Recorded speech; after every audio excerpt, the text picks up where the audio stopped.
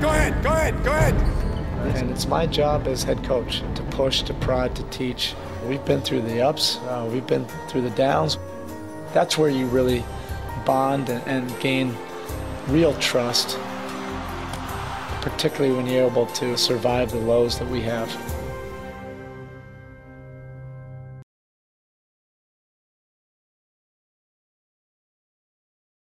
I never use our statistics that you normally read about to try to get everybody on the same page. We ended up creating an activity chart.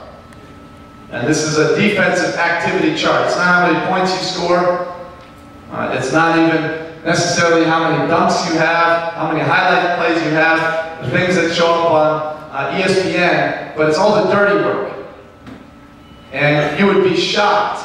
We created this activity chart to create some equality, to grade everybody on equal footing. And it was amazing how everybody would get into it. Even our best players versus the players that were only playing 10 minutes a game. And what it charted was the hustle numbers, how many times they dove, how many rebounds they had, how many charges they took, all the little things, steals, deflections. But it was a great way to create an equality with everybody. And we continued as that season went on, that everybody was the same. And it was all 15 players all in.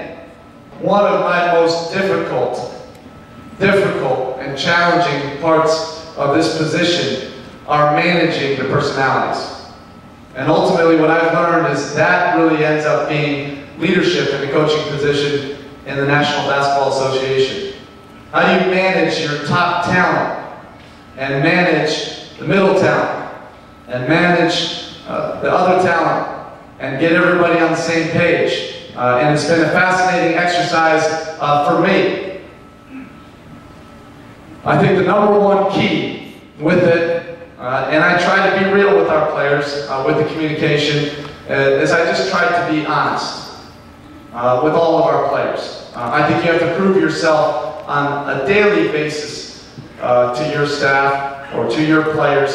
You have to prove it. And I think the first thing that they want to see is honesty. Our players, despite what you read about or what you see, they want to be coached, they want to be pushed, they want to be disciplined, they want to have structure, they want to be part of something bigger than what they can do by themselves. But they do not want to be told something that's not the truth.